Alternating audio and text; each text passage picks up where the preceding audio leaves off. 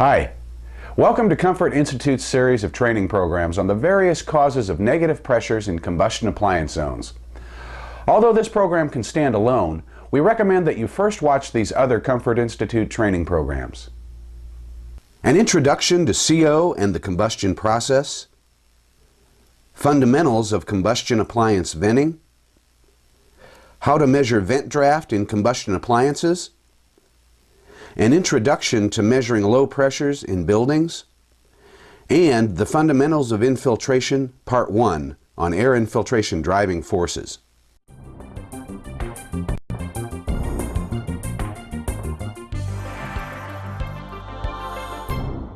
Burning gas, fuel oil, or wood in furnaces, water heaters, or fireplaces creates a host of pollutants that we do not want in the house air. The most hazardous is, of course, poisonous carbon monoxide. Corrosive gases known as NOxes are also a health concern. Excessive water vapor can contribute to mold problems and summertime discomfort. And carbon dioxide makes a home uncomfortable and, in high concentrations, unhealthy. All these gases are supposed to go up the vent. In the vast majority of vented appliances, the upward vent draft is created simply by the buoyancy of the warm gases. From our earlier programs on combustion safety, you know that atmospheric gas appliances operate and vent properly with low vent pressures in the range of -1 to -5 pascals. Since normal vent pressures are quite low, they can be fairly easily overcome by competing pressures, especially by fans. A negative pressure as little as -2 or -3 pascals in the area in which combustion appliances operate is bad, as it can cause spillage or backdrafting of the combustion gases. Pressures in excess of -12 pascals can even cause flame rollout from the burner, as we see evidence of with this water heater. By watching this series, you'll gain an understanding of the many and various dynamics that can cause negative pressure to develop in the combustion appliance zone, or CAZ for short. You'll also learn how to recognize and diagnose the problem, and how to repair it or prevent it from occurring. The most common creator of a competing negative pressure is some kind of fan, and the biggest fan in most houses is the central circulating fan on the furnace or air handler. There are many ways this fan can cause negative competing pressure in a CAZ. In this first program of the series, we're going to look specifically at one of the most common ones, return duct leakage, as well as intentional return grills in the CAZ itself. We'll review various examples of this problem and the effects it can have.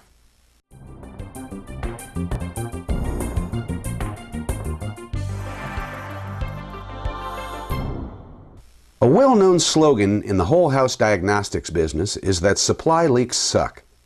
That is to say that when supply ducts located outside the pressure boundary of the house leak conditioned air out, such as with this disconnected one up in an attic, the net effect is the house pressure goes negative. However, return leaks can suck as well, causing a negative pressure in the space in which they are located. This is especially true when dealing with confined, unventilated spaces such as many mechanical rooms or combustion closets. To illustrate this, we're going to make use of this life-size training prop at the Indiana Energy Training Facility. The prop is designed to graphically show the dynamic effects of several different mechanical devices, a host of different combustion devices and circumstances, and 3 different combustion appliance zones. Draft at each appliance is made visible through the use of theatrical smoke. A controlled vent pressure of approximately -3 pascals is created with a variable speed fan instead of hot rising gases, as is usually the case. This end of the prop simulates the situation we want to look at. There's an atmospheric gas furnace located in this confined space, which might be a furnace closet or any utility area that could be isolated by closing a door. Notice that here there is a code-compliant 2-pipe combustion and ventilation air entry from the vented attic space above. Many in the industry often incorrectly assume that if a mechanical space has code-compliant combustion air openings, there shouldn't be any problem with venting. As we'll see, that is a dangerous assumption. The gauges on the front of this room will allow us to see the draft pressure in the vent connector, which is set at -3 pascals. The other gauge allows us to monitor the pressure in this CAZ with reference to the outside. Over here is the control panel for the various mechanical options. We activate the furnace fan and see that our pressure in the CAZ remains neutral. Notice the cover plate installed over the filter slot. The rest of the return ductwork is also relatively tight in this space. Let's take a look at the venting under this condition. You'll notice the theatrical smoke is rising up through the vent connector at a good rate, and there's no spillage at the draft hood. Now, let's remove the filter slot cover and see what happens. First of all, notice the pressure in the CAZ goes to -4 pascals. This return leak is clearly sucking on the CAZ.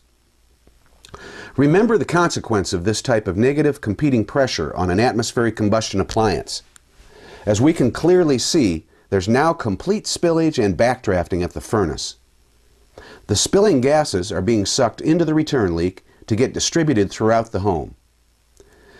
The great advantage we have with this prop is the fact that the flue products are made visible with this theatrical smoke. Unfortunately, actual combustion gases are not visible. Neither you nor the homeowner would ever see this if it were occurring in their home.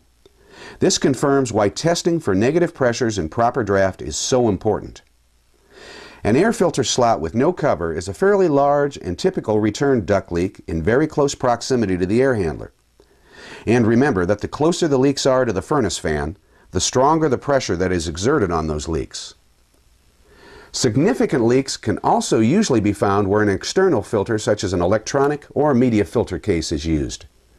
These should be thoroughly sealed with either mastic or silicone.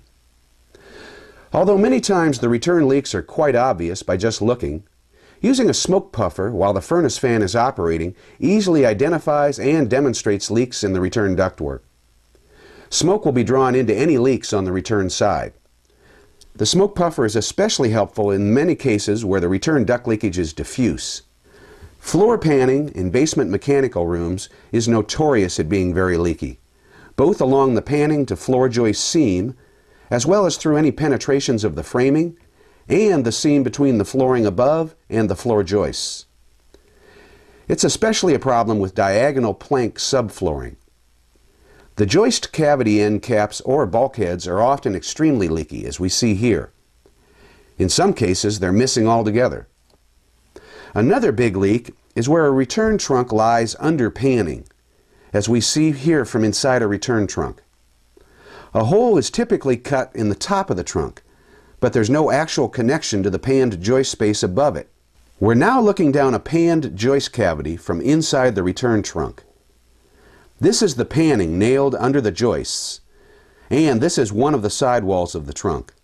The two metal components are butted together, but not actually locked together or sealed, and so considerable leakage often occurs. Leakage can also exist at the air handler cabinet, around access doors, or at any seams.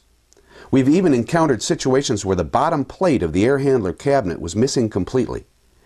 And many times we find them to be loose or out of place, and as a result are very leaky.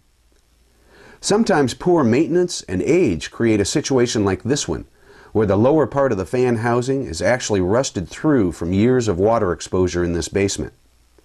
Almost all the return was being drawn from this damp basement area and causing continuous spillage of flue products.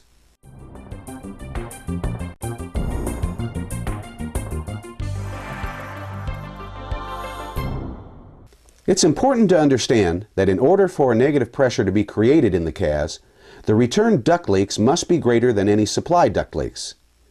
For example, if there were 100 CFMs of return leakage in a mechanical room, but only 50 CFMs of supply leakage, the room would go negative. However, if the supply and return leakage were the same quantity, no pressure change would occur. Also, remember that what creates the pressure imbalance is an imbalance of the air flows in and out of the space. Although we are focusing on leakage for the moment, in some mechanical rooms and basements there may be intentional supply airflow. This tends to offset the return leakage. On the other hand, as we'll see in a later section, some combustion appliance zones have intentional return air grills installed, which adds to return leakage. Another thing to remember is that the pressure created in the CAZ can be quite different from the pressure created on the whole house. This is especially true in the case of a confined mechanical room or combustion closet. For example, a combustion closet may have dominant return leakage and go 3 pascals negative, but the pressure of the living space with reference to the outdoors could be 2 pascals positive. A later program in this series will teach you how to measure the various pressures involved.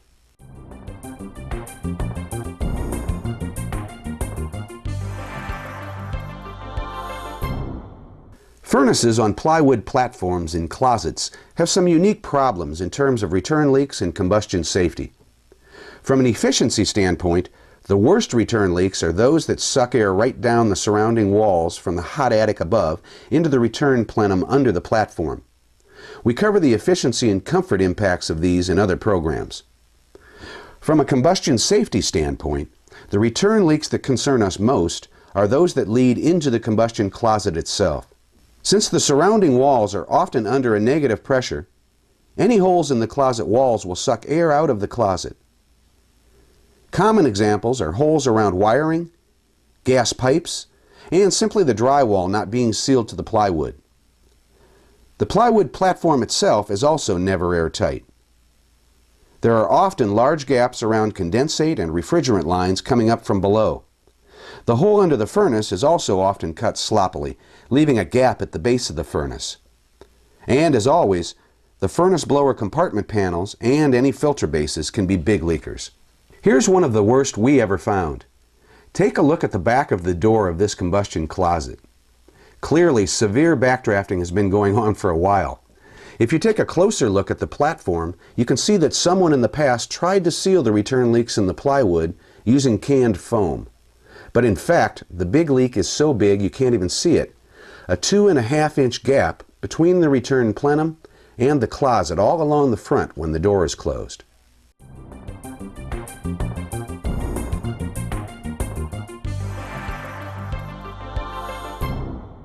Many times, the most significant cause of negative pressure in a CAZ is actually in the form of intentionally installed return grills. Here we see several examples of this, usually in basements, but often in smaller confined spaces as well. Many times a return grill is installed in very close proximity to a water heater or to the primary air inlets for the furnace itself. Here's one where a water heater is installed on the same platform as a heat pump, and a return grill was installed in the room. Obviously, a return opening should never be installed in a confined space near any atmospheric vented appliance. This almost always leads to a significant negative pressure in the CAZ and is a really dumb and dangerous thing to do. It is also clearly against code in most areas. The NFPA National Fuel Gas Code, which is the basis for many local codes, states in section 6.3.6d, where a furnace is installed so supply ducts carry air circulated by the furnace to areas outside the space containing the furnace, the return air shall also be handled by a duct or ducts sealed to the furnace casing and terminating outside the space containing the furnace. In layman's terms, what this means is that the return air should be brought back to the furnace in a ducted fashion from outside the CAZ, and the ducts should be sealed in the combustion zone. When you do find an open return in this type of situation, they must be closed off and sealed permanently. If the return grill was intentionally installed to relieve high return static pressure or excessive temperature rise, then another way must be found to bring more return air to the furnace. An open return grill in the CAZ is like running the furnace with the blower compartment door off. We now have safety switches installed at the factory to keep this from happening. It's not okay for an installer to get around the switch by installing a return grill right next to it.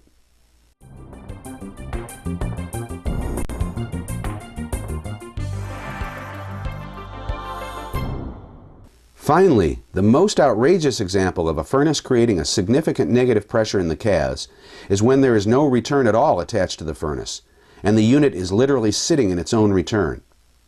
At Comfort Institute, we have encountered this many times over the years, where all the return air is being sucked from inside the combustion appliance zone. Here's an example of a particularly bad one in an apartment in northern Indiana.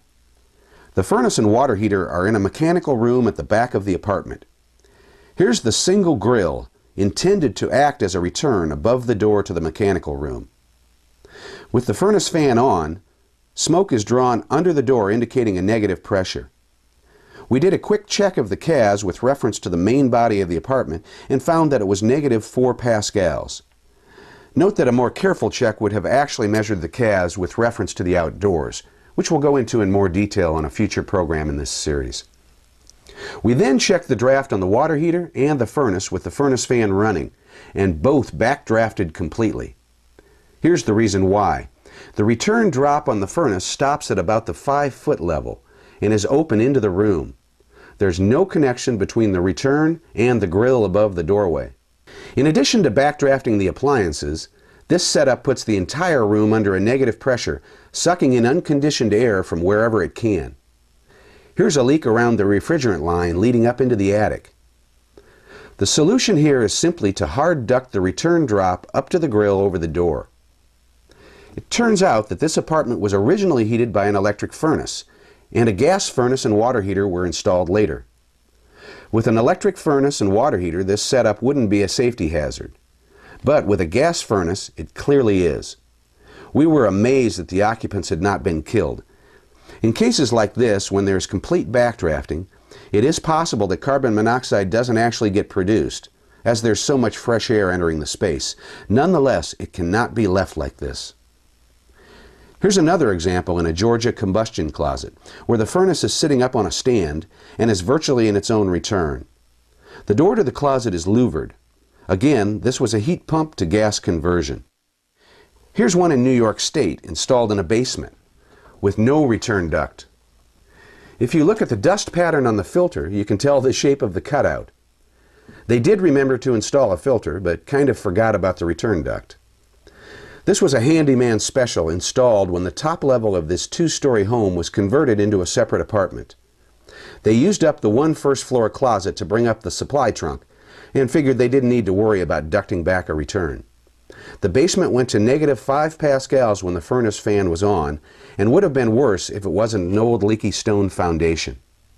We've seen other cases where gas water heaters are installed next to heat pumps that have the entire closet as a return.